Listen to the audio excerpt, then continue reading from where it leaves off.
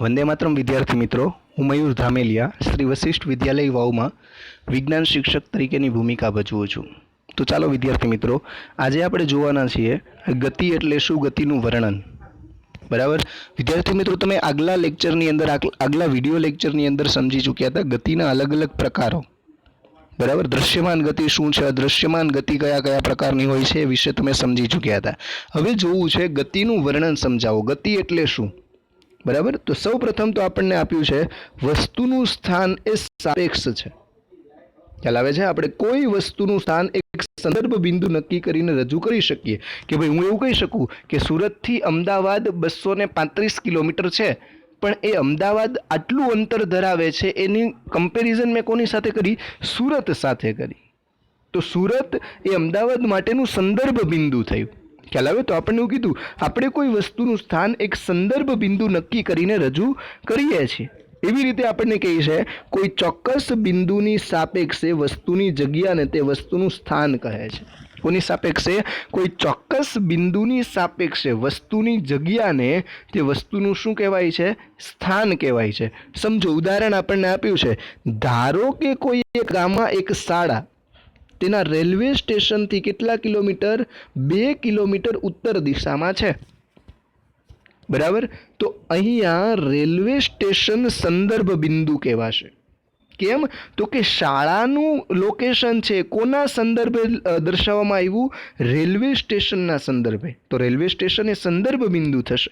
ઉપરાંત કીધું આપણે આપણી અનુકૂળતા ખાતર બીજા સંદર્ભ બિંદુઓ પણ પસંદ કરી શકીએ। જરૂરી નથી કે અહીંયા તમે રેલવે સ્ટેશન સંદર્ભ બિંદુ તરીકે લઈ શકો, કોઈ પણ સંદર્ભ બિંદુ તમે દર્શાવી શકો। આપણને કીધું ધારો કે શાળાની પૂર્વ દિશામાં 1 કિલોમીટર અંતરે બસ સ્ટેશન હોય, તો બસ સ્ટેશનને સંદર્ભ બિંદુ ગણતા આ શાળા તેનાથી પશ્ચિમ દિશામાં કેટલા? 1 કિલોમીટર અંતરે છે એમ કહી શકાય। તો તમે બીજું પણ સંદર્ભ બિંદુ લઈ શકો। બરાબર, આમ આવા અસંખ્ય સંદર્ભ બિંદુઓ લઈ શકાય છે। ખ્યાલ આવે છે? ઉપરાંત આપણને કહે છે જે ચોક્કસ બિંદુ પરથી વસ્તુનું સ્થાન દર્શાવીએ તે સ્થાને સંદર્ભ બિંદુ કહી શકાય।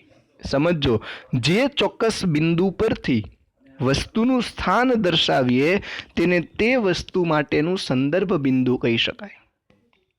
ક્લિયર થાય છે? હું એમ કહું કે કામરેજથી શ્રી વશિષ્ઠ વિદ્યાલય 2 કિલોમીટરના અંતરે છે। બરાબર, તો કામરેજ એ વશિષ્ઠ વિદ્યાલય માટેનું સંદર્ભ બિંદુ થયું। ક્લિયર થાય છે? આ સંદર્ભ બિંદુને ઉગમ બિંદુ તરીકે પણ ઓળખવામાં આવે છે। બીજા કયા નામે? ઉગમ બિંદુ તરીકે। અથવા કોઈ વસ્તુનું સ્થાન દર્શાવવા માટે જે સંદર્ભ બિંદુ લઈએ તેને ઉગમ બિંદુ કહેવાય છે। ક્લિયર? હવે આપણને કહે છે વસ્તુની ગતિનું વર્ણન કરવું એટલે શું? તો આપણને એવું કીધું પદાર્થના સ્થાન, પદાર્થનો વેગ અને પ્રવેગ વિશેની માહિતી મેળવવી, તે દરેકમાં થતા ફેરફારો અંગેની માહિતી મેળવવી અને એ ફેરફારો માટેના કારણો વિશેની માહિતી મેળવવી એટલે વસ્તુની ગતિનું શું કરવું? વર્ણન કરવું એવું કહી શકાય। ક્લિયર થાય છે? તો સૌ પ્રથમ આપણને આપ્યું છે પદાર્થની પથ લંબાઈ અને સ્થાનાંતરની સમજૂતી આપો। પથ લંબાઈ કોને કહી શકાય અને સ્થાનાંતર કોને કહી શકાય? બરાબર, તો ચાલો વિદ્યાર્થી મિત્રો સૌ પ્રથમ પથ લંબાઈની માહિતી આપણે મેળવીએ। જોજો, અહીંયા આપણને એવું કીધું છે વસ્તુના સમગ્ર ગતિપથ પર કપાયેલા કુલ અંતરને તેની પથ લંબાઈ કહે છે। વસ્તુના સમગ્ર ગતિપથ પર। ખ્યાલ આવે છે? હવે ફોર એક્ઝામ્પલ હું એમ કહું કોઈ વસ્તુ છે, કોઈ વ્યક્તિ છે એ સુરતથી અમદાવાદ, અમદાવાદથી બરોડા અને બરોડાથી ફરી પાછો સુરત આવે છે, તો સમગ્ર ગતિપથ પર મતલબ એ સુરતથી અમદાવાદ જાય છે, અમદાવાદથી બરોડા જાય છે, બરોડાથી સુરત આવે છે, આ સમગ્ર ગતિપથ પર વ્યક્તિએ કાપેલું અંતર એટલે એની પથ લંબાઈ કહેવાય। તો એના પરથી આપણને અહીંયા કીધું છે વસ્તુના સમગ્ર ગતિપથ પર કપાયેલા કુલ અંતરને, વસ્તુએ જેટલું પણ અંતર કાપ્યું હોય તેને તેની પથ લંબાઈ કહેવાય। ખ્યાલ આવે? અથવા તો આ પથ લંબાઈને પદાર્થનું કાપેલા અંતર તરીકે પણ ઓળખાય છે। ખ્યાલ આવે છે? અને આ પથ લંબાઈ એ અદિશ રાશિ છે। કઈ રાશિ છે? અદિશ રાશિ। પહેલા તો તમને એ ખ્યાલ હોવો જોઈએ કે રાશિઓના મુખ્ય 2 પ્રકાર છે, સદિશ રાશિ અને અદિશ રાશિ।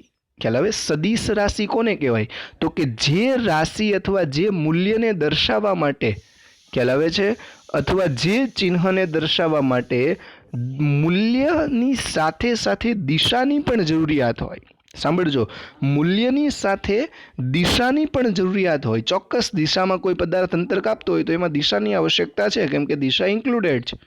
ઉત્તર દિશામાં 20 કિલોમીટર અંતર કાપે છે, અથવા તો અમદાવાદ તરફ 20 કિલોમીટર અંતર કાપે છે, તો એ અમદાવાદ તરફ મતલબ એ ચોક્કસ દિશા થઈ. તો જે રાશિને વર્ણવવા માટે મૂલ્ય ઉપરાંત દિશાની પણ આવશ્યકતા હોય તો એવી રાશિને સદિશ રાશિ કહેવાય. અને એવી જ રીતે અદિશ રાશિ કે જે રાશિને વર્ણવવા કે દર્શાવવા માટે મૂલ્ય સિવાય દિશાની આવશ્યકતા ન હોય, મૂલ્યની આવશ્યકતા હોય પણ દિશાની આવશ્યકતા ન હોય તો એને અદિશ રાશિ કહેવાય.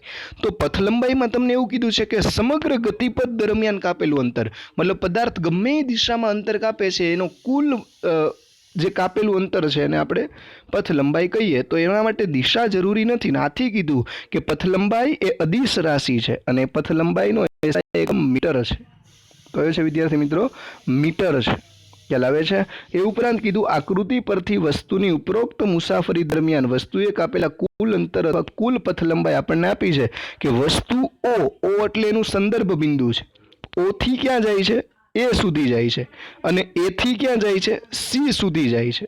ખ્યાલ આવે છે? તો એક ઉદાહરણ નીચે તમને આપ્યું છે કે 60 - 0. ખ્યાલ આવે છે? 60 - 0 પ્લસ 25 - 60. ખ્યાલ આવે છે? પદાર્થે કાપેલું અંતર કઈ રીતે મળશે તમને? એના સંદર્ભ બિંદુથી પદાર્થે કાપેલું અંતર, એટલે કે એના જે પ્રત્યાગામી બિંદુ છે ત્યાં સુધીનું અંતર. ઓથી એ તરફ જાય છે તો એનું જે મૂલ્ય છે, બરાબર, એમાંથી ઓનું મૂલ્ય બાદ કરવાનું. તો એ જે છે માની લ્યો 60 કિલોમીટર સુધી છે. ખ્યાલ આવે છે? એ કેટલા કિલોમીટર છે? 60 કિલોમીટર પર છે. તો 60 કિલોમીટરમાંથી ઓનું મૂલ્ય 0 બાદ કર્યું, બરાબર. એવી જ રીતે આપણને કીધું એ થી સી તરફ જાય છે. ક્લિયર થાય છે? તો સી જે છે એ 25 કિલોમીટર છે, બરાબર. તો 25 - 60. ખ્યાલ આવે છે? હવે આ મૂલ્ય કઈ રીતે મળશે? એના માટે એક સૂત્ર આવે, અંતિમ સ્થાન માઇનસ પ્રારંભિક સ્થાન. ખ્યાલ આવે છે? ઓ એ પદાર્થનું પ્રારંભિક સ્થાન છે, એ અંતિમ સ્થાન છે, પ્લસ અહીંયા એ પ્રારંભિક સ્થાન છે, સી અંતિમ સ્થાન છે. તો તમે જોઈ શકો છો એની વેલ્યુ 60 છે, અંતિમ સ્થાન. ઓની વેલ્યુ 0 છે, પ્રારંભિક સ્થાન, બરાબર. એવી રીતે અહીંયા સીની વેલ્યુ 25 છે, અંતિમ સ્થાન. એની વેલ્યુ 60 છે, પ્રારંભિક સ્થાન. તો અંતિમ માઇનસ પ્રારંભિક, અંતિમ 60 છે, પ્રારંભિક 0 છે. 0 થી ચાલુ કરશે, 60 કિલોમીટર સુધી પહોંચે છે. ફરી પાછો 60 થી ચાલુ કરીને સી પર 25 કિલોમીટરે આવે છે. તો અંતિમ માઇનસ પ્રારંભિક, 60 માંથી 0 જશે તો 60 જ, 25 માંથી 60 જશે તો -35, પ્લસ માઇનસ પ્લસ થઈ જાય તો 60 + 35 = કેટલા? 95 કિલોમીટર પદાર્થે અંતર કાપ્યું છે એવું કહી શકાય, અથવા તો પદાર્થની પથ લંબાઈ 95 કિલોમીટર છે એવું કહી શકાય. અને યાદ રાખજો કે પદાર્થની પથ લંબાઈ હંમેશા કેવી હોય છે? ધન જ હોય છે. ક્યારેય પથ લંબાઈ માઇનસમાં હોતી નથી. ક્યારેય તમે એવું કહી શકો કે એક ટ્રકે -22 કિલોમીટર અંતર કાપ્યું? That is not possible. હંમેશા પદાર્થે કાપેલું અંતર અથવા તો પદાર્થની પથ લંબાઈ કેવી હોય છે દીકરા? ધન જ હોય છે, બરાબર. ત્યારબાદ આપણને કહે છે પથલંબાઈ દર્શાવવા માત્ર એકમ સહિત મૂલ્યની જરૂર પડે, પણ દિશાની જરૂર પડતી નથી ને. આથી જ તો પથલંબાઈ કઈ રાશિ છે દીકરા? અદિશ રાશિ છે. ખ્યાલ આવે છે? અને આથી કીધું જુઓ નીચે પણ પથલંબાઈ કઈ રાશિ છે? અદિશ રાશિ છે. તો નીચે આપણને કીધું છે પથલંબાઈ અથવા પદાર્થે કાપેલું અંતર. જો આપણને કહી છે ગતિ કરતી વસ્તુએ આપેલા સમયગાળામાં, કોઈ પણ ગતિશીલ વસ્તુ હોય એને કોઈ ચોક્કસ સમયગાળામાં કાપેલા કુલ અંતરને તે પદાર્થની પથલંબાઈ અથવા તો કાપેલ અંતર કહી શકાય. પથલંબાઈની વ્યાખ્યા પૂછે તો તમે શું લખશો કે કોઈ પણ ગતિમાન પદાર્થે એકમ સમયમાં અથવા તો આપેલ સમયમાં કાપેલા અંતરને અથવા તો કાપેલા કુલ અંતરને તે પદાર્થની શું કહી શકાય? પથલંબાઈ અથવા પદાર્થે કાપેલું અંતર કહી શકાય. અને એ અંતરને ડી વડે દર્શાવાય. ડી એટલે ડિસ્ટન્સ, કાપેલું અંતર. ખ્યાલ આવે? અથવા એસ વડે દર્શાવાય, સ્ટ્રેન્થ. ક્લિયર થાય છે? ત્યારબાદ કીધું તેનો એસઆઈ એકમ, પથલંબાઈનો એસઆઈ એકમ મીટર છે. આ ખાસ દીકરા બધું યાદ રાખજો, એક માર્કના પ્રશ્નની અંદર પૂછાય છે, બરાબર છે? કે પથલંબાઈનો એસઆઈ એકમ જણાવો, પથલંબાઈને કઈ સંજ્ઞા વડે દર્શાવવામાં આવે છે, આ બધું પૂછાય, બરાબર, અને એ પથ લંબાઈનો એસઆઈ એકમ મીટર છે અને એના નાના એકમો અનુક્રમે સેન્ટીમીટર વડે પણ દર્શાવાય અને મોટા એકમ તરીકે કિલોમીટર તરીકે પણ દર્શાવાય છે. બરાબર છે. ત્યારબાદ આપણને આપ્યું છે સ્થાનાંતર. સ્થાનાંતર કોને કહી શકાય? તો આપણને કીધું ગતિ કરતી વસ્તુની પ્રારંભિક અવસ્થા અને અંતિમ અવસ્થા વચ્ચેના લઘુત્તમ અંતરને, સાંભળજો, પ્રારંભિક અવસ્થા અને અંતિમ અવસ્થા વચ્ચેના લઘુત્તમ અંતરને વસ્તુનું આપેલ સમયગાળામાં સ્થાનાંતર કહેવાય છે. ખ્યાલ આવે છે? સામાન્ય શબ્દોમાં જો તમારે એની વ્યાખ્યા આપી હોય તો નીચે તમને આપી છે કે આપેલ સમયગાળામાં ગતિ કરતી વસ્તુના ચોક્કસ દિશામાં, કેવી દિશામાં? ચોક્કસ દિશામાં સ્થાનમાં થતા ફેરફારને સ્થાનાંતર કહી શકાય.